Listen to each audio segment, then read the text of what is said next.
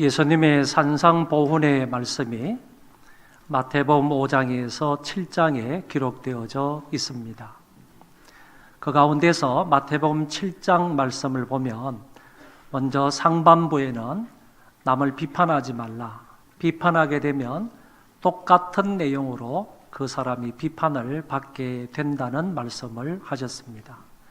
이어서 하나님 앞에 간구하면 하나님께서는 다 들어주신다 하는 기도 응답에 관한 약속의 말씀을 하셨고, 그리고 12절 정도에 가서 보면 황금률이라고 말하는 누구든지 남에게 대접을 받고자 하는 대로 대접을 하라 하는 말씀을 예수님께서 하셨습니다. 이렇게 마태복음 7장 전반부에는 이와 같은 세 가지 내용으로 중심적으로 이루어진 그런 말씀이고, 하반부에 가면 13절부터 27절에는 산상수훈 전체의 결론의 말씀으로 네 쌍으로 이루어진 교훈의 말씀을 주시는 것을 볼 수가 있습니다. 먼저는 넓은 길과 좁은 길에 관한 말씀이 나오고, 두 번째는 좋은 나무와 못된 나무에 관한 말씀이고, 세 번째는 진정한 제자와 거짓된 제자에 관해서 말씀하시고, 마지막으로는 지혜로운 건축자와 어리석은 건축자에 관해서 주님께서 말씀하신 것이 나타나고 있습니다. 오늘 우리가 읽은 본문의 말씀은 두 번째 쌍에 해당하는 말씀인데, 좋은 나무와 나쁜 나무에 관한 그런 말씀입니다. 이 말씀을 통해서 우리가 함께 은혜 받기를 원하는데, 이 시간에 간절한 마음으로, 사모하는 마음으로 하나님의 말씀을 잘 들음으로 말씀의 큰 깨달음과 도전과 은혜가 되시기를 바랍니다. 예수님께서 먼저 거짓 선지자들을 삼가라 이렇게 말씀을 해 주셨습니다. 여기에서 거짓 선지자다 하는 이 말은 거짓된 이라는 말과 선지자라는 말의 합성으로 되어 있습니다. 그래서 거짓 선지자라는 이 말은 단적으로 말해서 거짓말을 하는 선지자다 이렇게도 해석할 수가 있겠다고 봅니다.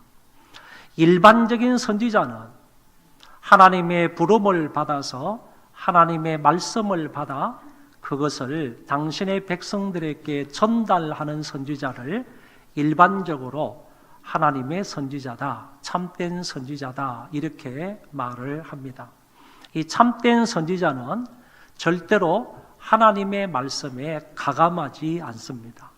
하나님의 말씀에 더하거나 하나님의 말씀을 빼지 아니하고 하나님이 나에게 하신 말씀 그대로를 백성들에게 전하는 역할을 하는 사람이 참 선지자다, 그런 얘기입니다. 그런 반면에 거짓 선지자는 하나님의 부름을 받지도 않았으면서 부름을 받은 척 한다는 겁니다. 그리고 하나님의 말씀을 받지도 않았으면서 받은 척 한다는 거고, 결국에는 이런 사람들은 길흉의 예언 가운데서 길한 예언만 왕이나 백성들에게 하는 사람이다 이렇게 말할 수 있습니다.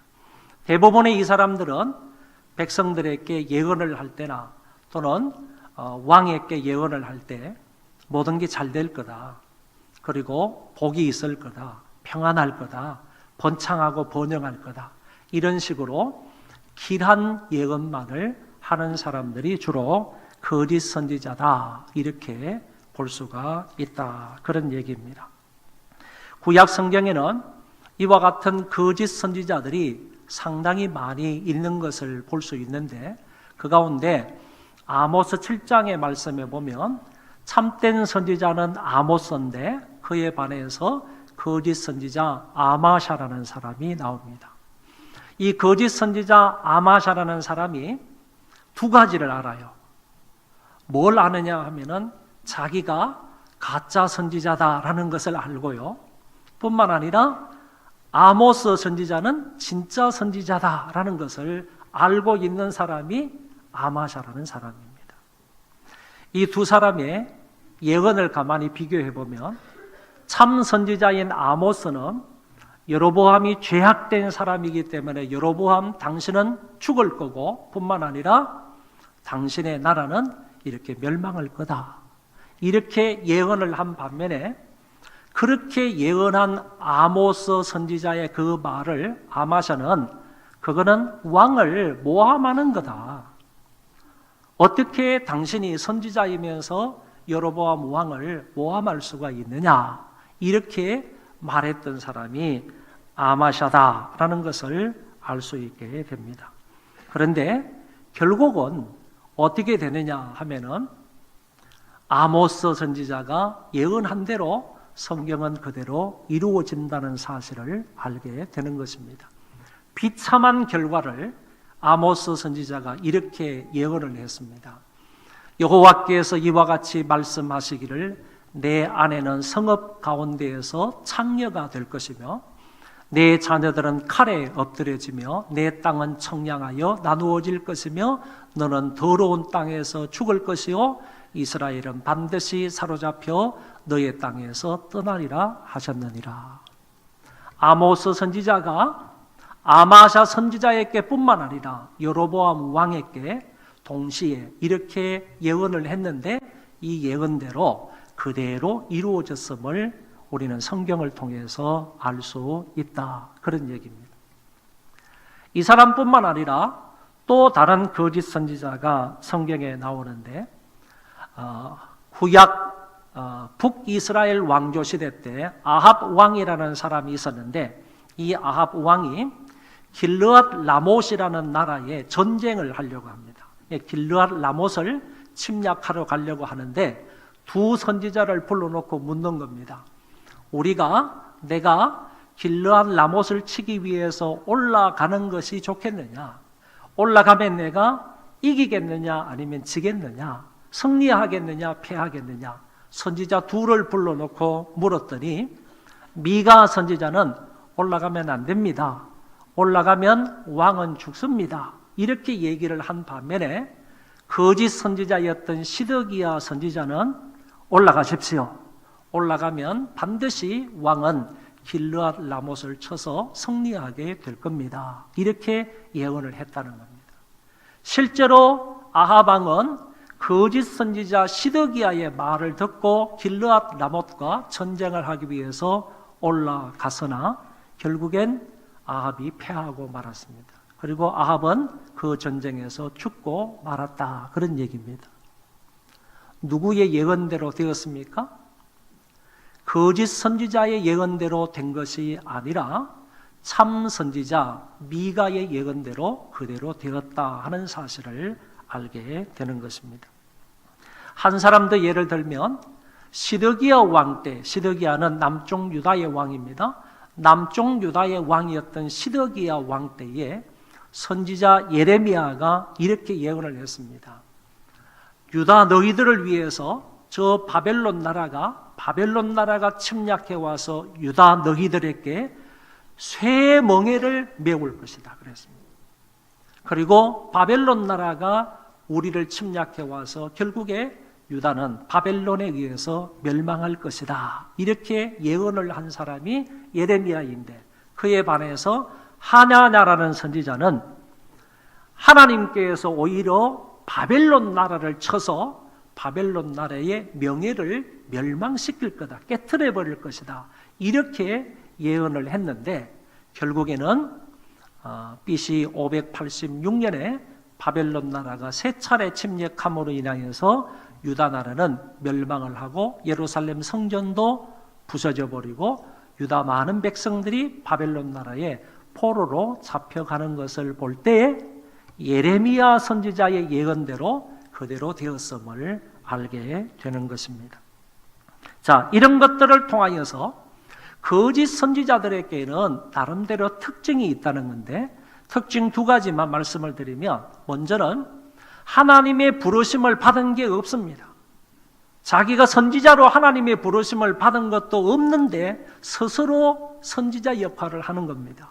뿐만 아니라 하나님께서 그 사람 입에 하나님의 말씀을 주신 것이 없는데도 불구하고 하나님이 나에게 말씀을 주셨다라고 해서 그 말을 당신의 백성들에게 전하는 그런 사람이다라는 것을 알게 되는 겁니다. 이런 사람은 거짓 선지자다라는 것이고, 두 번째는요, 권세자나 백성들이, 특별히 왕이나 그 백성들에게 듣기 좋은 말만 한다는 겁니다.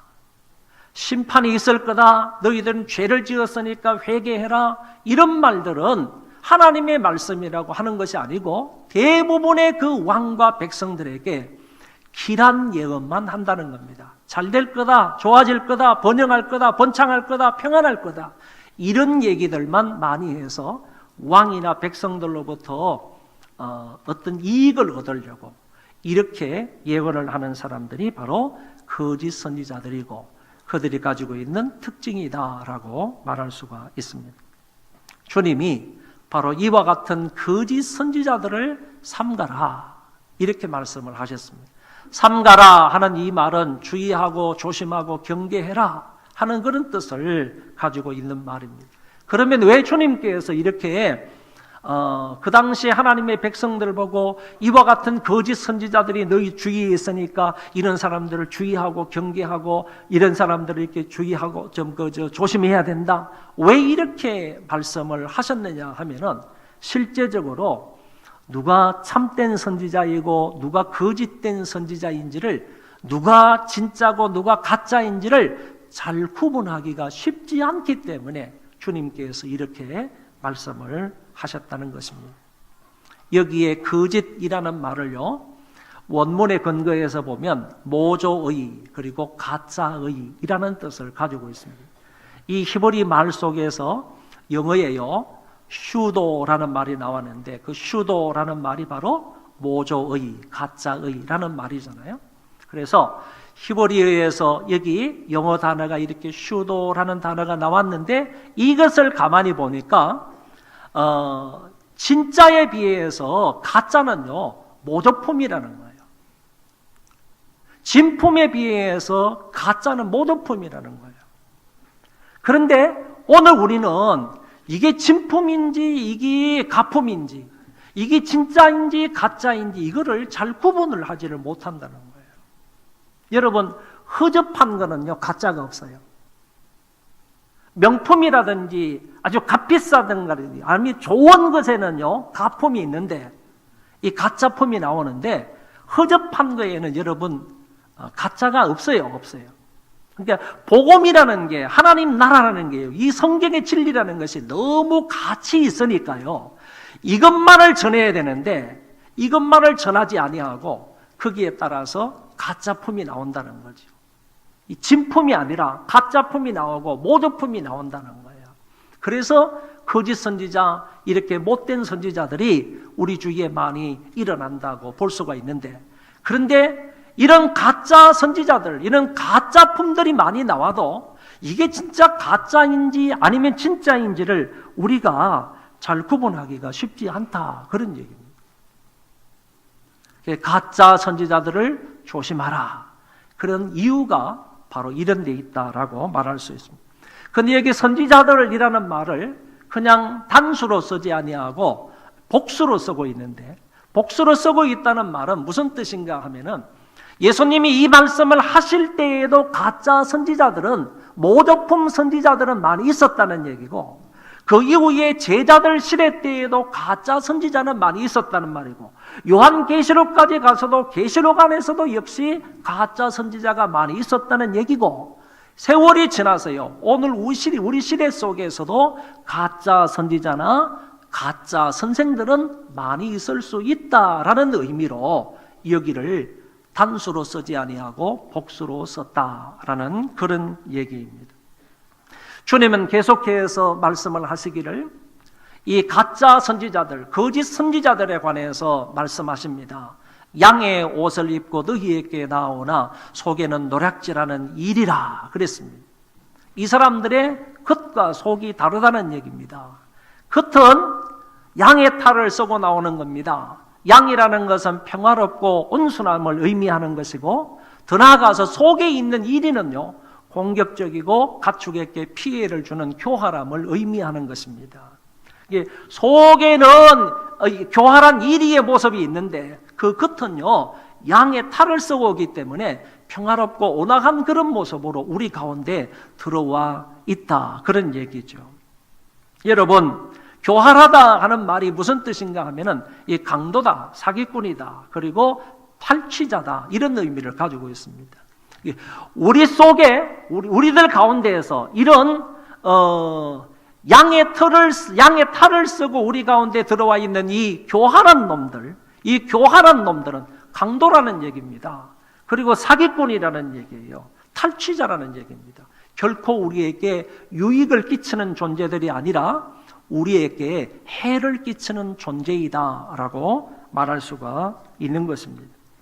이런 놈들이 우리에게 접근을 하고 있기 때문에 우리 보고 주님께서 이런 사람들을 경계하라, 조심하라, 주의하라 라고 말씀하고 있습니다.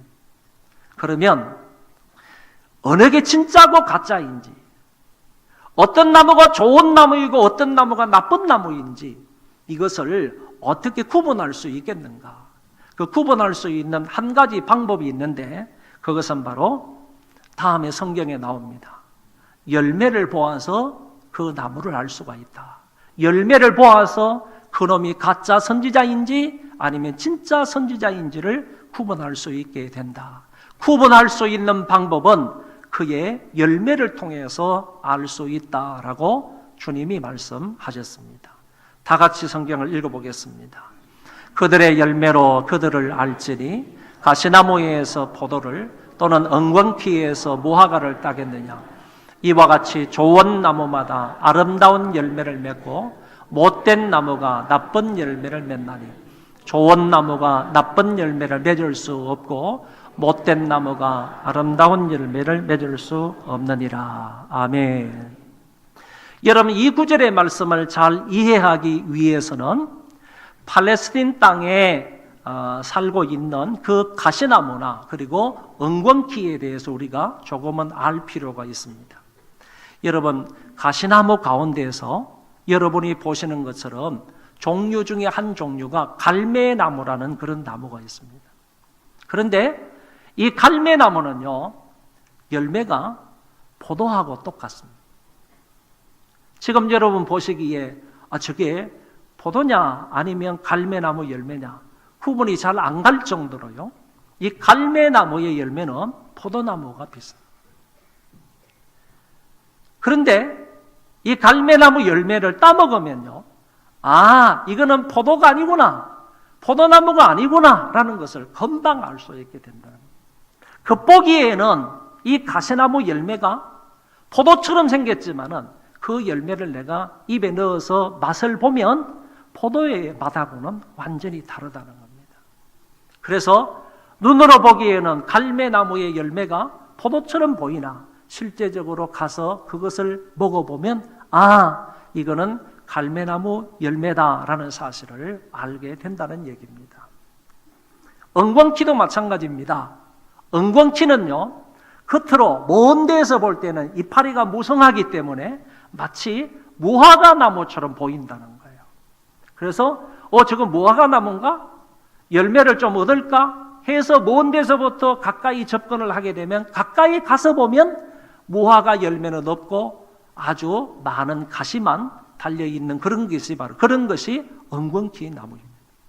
그래서 이 둘을 통해서 우리가 알게 되는 것은 겉모양이 좀 비슷해도요, 그 열매를 보면 그 나무가 어떤 나무이다라는 것은 확실하게 알 수가 있다. 그러니까 갈매나무의 열매가 포도와 비슷하지만은 그것을 취하여 보면 이거는 갈매나무 열매이구나, 갈매나무구나 라는 사실을 알게 된다는 것이고, 엉겅퀴도 가까이 가서 보면 여기에는 무화과 나무 열매가 있는 게 아니라 여기에는 가시만 많이 무성하구나 하는 사실을 알게 된다, 그런 얘기입니다. 여러분, 좋은 나무가 좋은 열매를 맺는 겁니다. 나쁜 나무가 나쁜 열매를 맺는 것입니다. 가시나무에서 포도를 딸 수가 없습니다. 엉겅퀴에서 무화과를 절대로 딸 수가 없습니다. 포도 열매를 맺으면 그 나무는 포도나무이고요, 좋은 포도송이를 맺으면 그 포도나무는 좋은 포도나무가 되는 것입니다. 그래서 주님께서 여기에서도 말씀하시기를 그들의 열매로 그들을 알지라 이렇게 말씀을 하셨습니다. 여기에서 알지니라는 말이 나오는데 이 알지니라는 말은요, 현재형으로도 쓸 수가 있을 텐데 이거는 미래형으로 사용을 했습니다.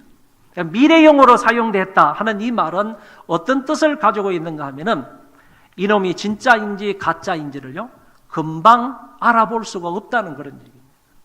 지금 당장 이 사람이 진짜인가 가짜인가 판명할 수가 없다는 얘기입니다. 이게 진짜인지 가짜인지 좋은 나무인지 나쁜 나무인지는요 세월이 조금 지나야지 그 열매를 보아서 알 수 있다 그런 얘기입니다. 열매를 맺으려면 시간이 좀 필요한 것 아니겠습니까? 이게 쭉정이를 맺든지 아니면 토실토실한 열매를 맺든지 열매를 맺으려면 어쨌든 시간이 좀 필요한 겁니다. 그래서 지금 당장은 판단할 수가 없지만은 조금 시간이 지나서 그 열매를 보아서 그 사람이 어떤 사람인지를 알게 된다. 이런 의미로 안다라는 이 말을 미래형으로 사용을 했다. 그런 얘기입니다. 그리고 본문의 마지막 두 구절이 나오는데 본문의 마지막 이 두 구절을 통해서는 열매 없는 나무의 결말을 주께서 말씀을 하셨습니다. 19절 말씀, 아름다운 열매를 맺지 아니하는 나무마다 찍혀 불에 던져지느니라. 이 말씀은 이전에 세례 요한이 동일하게 말씀하신 내용입니다. 세례 요한이 마태복음 3장 10절에서 이미 도끼가 나무 뿌리에 놓였으니 좋은 열매를 맺지 아니하는 나무마다 찍혀 불에 던져지리라 그랬습니다. 이 두 말씀은 다시 말해서 예수님의 말씀이나 세례 요한이나 요한의 말이나 이 두 말은 결국 최후 불심판을 염두에 두고 하신 말씀이라고 볼 수가 있습니다. 여기에서 중요한 거는요, 위에도 나오고 아래도 나오는데 찍힌다라는 말하고 불에 던져진다 하는 이 말이 같이 나오고 있습니다. 찍혀 불에 던져지느니라, 치리라 이런 말씀이 동일하게 나오는데 이 두 말 다가 수동태로 되어 있다 그런 얘기입니다. 무슨 얘기냐 하면은 열매 없는 사람의 자기의 의사하고는 전혀 상관이 없이 열매 없는 사람은 지키기를 원치 않는 거예요. 불에 던져지기를 원치 않는 거예요. 비록 열매가 없다 할지라도요. 자기가 지켜지거나 불에 던져지기를 원하지 않지만은요. 그 사람의 의사하고는 상관이 없이 천사들에 의해서 그 사람을 지킨다는 거예요. 그리고 천사들에 의해서 그 사람은 영원한 불못에 던져지게 된다는 얘기입니다. 자기 의사하고는 전혀 상관이 없습니다. 오로지 하나님의 의중대로, 하나님의 뜻대로 열매가 없으므로 하나님은 천사들을 시켜서 그 사람을 찍어버리고 그리고 찍힌 그들을 영원한 불못에 던져 넣어버리겠다고 말씀하시는 것이 여기에 나타나고 있습니다. 주님께서 말씀하시는 오늘 본문의 결론은 20절에 그대로 나타나 있습니다. 이러므로 그들의 열매로 그들을 알리라 그랬습니다. 무슨 말씀인 줄 아세요? 자, 여기 보시기 바랍니다. 마태복음 7장 마지막 부분에서는 네 쌍을 통하여서 예수님께서 이 5장에서부터 교훈하신 전체 산상보훈의 말씀을 결론으로 하고 계시다고 그랬습니다. 그 네 쌍의 교훈을 자만히 보면, 그러니까 넓은 길과 좁은 길에 관해서 한 쌍으로 말씀을 하시는데, 결국에는 누가 넓은 길을 걷고 있으며 누가 좁은 길을 걷고 있느냐, 무엇을 보아서 알 수 있느냐, 그것은 삶의 열매를 보아서 알 수 있다는 거죠.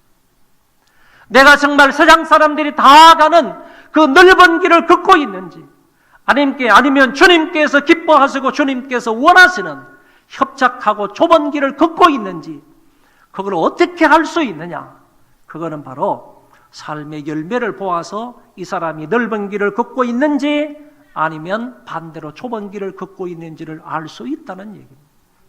더 나아가서 보면요, 우리가 지금까지 말씀을 한 대로 이 사람이 좋은 나무인지 나쁜 나무인지도 마찬가지로 그의 삶의 열매를 보아서 알 수 있다는 얘기이고, 그리고 세 번째도 이 사람이 주님의 신실한 제자인가 아니면 거짓된 제자인가, 이것도 그 사람의 열매를 보아서 알 수 있다는 말씀이고, 마지막에 지혜로운 건축자인가 아니면 어리석은 건축자인가, 이건 역시 그 사람의 열매를 보아서 알 수가 있다라고 말씀하고 있는 것입니다. 그런데 주님께서 이렇게 말씀하시는 대상이 누구입니까? 지금 주님께서 누구를 향해서 이 말씀을 하고 있느냐, 그런 말씀입니다. 나무보고 이런 말씀을 하고 있는 겁니까? 아니면 양이나 이리 보고 이런 말씀을 하고 있는 겁니까? 아니면 거짓 선지자 보고 이런 말씀을 하고 있나요? 주님께서 이런 사람들을 대상으로 해서 이 말씀을 하고 있는 게 아니고 오늘을 살아가고 있는 저와 여러분을 향해서 이 말씀을 하고 계시다는 것입니다. 어떤 사람이 이런 말을 했습니다. 사람은 누구나 3일쯤은 천사의 역할을 할 수가 있다 그랬습니다. 아무리 악한 사람이고 질이 안 좋은 사람이라 할지라도요, 적어도 한 3일 정도는 자기의 본성을 숨기면서 광명의 천사처럼 생활할 수가 있다는 얘기예요. 근데 3일이 지나고 나면, 일주일이 지나고 한 달이 지나고 나면 서서히 자기의 본성을 드러내는 겁니다. 자기의 악한 본성, 좋지 않은 기질들, 이런 것들을 다른 사람 앞에 하나하나씩 드러내게 되는 겁니다. 적어도 한 6개월 정도 지나면요, 그 사람의 본성이 거의 다 드러나지 않겠나, 이렇게 생각을 합니다. 그래서요, 사람의 본성이나 사람의 됨됨이나 진짜 신앙을 알려면 나름대로 시간이 좀 필요한 거예요. 금방 그 사람의 됨됨이를 알 수 없어요. 금방 그 사람의 신앙 인격을 전혀 알 수가 없습니다. 조금 시간이 지나야지 그 본성이 드러나니까 그것을 통하여서 야, 저 사람 진국이다. 야, 저 사람 참 겉보기하고는 다르네. 이런 얘기나 평가를 받을 수 있게 되는 것입니다. 외모라든지 말이라든지 환경만 보고 쉽게 사람을 판단할 수는 없습니다.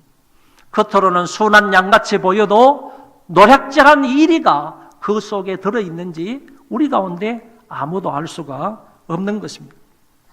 바울은 이렇게 말합니다. 혹시 노략질하는 일이, 거짓 선지자, 거짓 선생, 남에게 해를 주고자 하는 그런 사람이 교회 안에 들어온 것이 발각이 되면 그런 사람들을 교회 밖으로 내쫓으라 그랬습니다. 과감하게 내쫓으라. 양의 탈을 쓰고 들어왔다 교회를 어지럽히고 무리를 일으키는 그런 사람들은 추방하라. 사도 바울이 강력하게 이런 말씀을 하셨습니다. 교회에 대해서 불평불만하는 사람, 매사에 부정적인 사람, 선한 열매가 전혀 없는 그런 사람이 여기에 해당된다고 볼 수가 있겠습니다. 바울은 이어서 말씀하시기를 사람들이 교회 안에 많이 들어온다 할지라도요, 금방 들어온 사람들, 신앙생활에 전혀 검정이 없었던 그런 사람들을 무조건 세워가지고 교회의 일꾼으로 쓰지 말라는 거예요.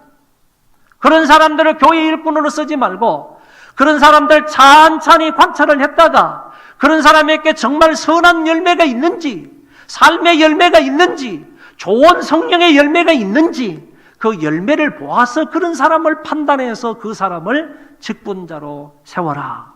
바울은 이렇게 교훈을 주고 있는 것입니다. 베드로 사도의 말씀을 오전 시간에 일부 예배 때도 같이 읽었는데 여러분 이 말씀을 조심해서 정말로 한번 같이 또박또박 읽어봤으면 좋겠습니다.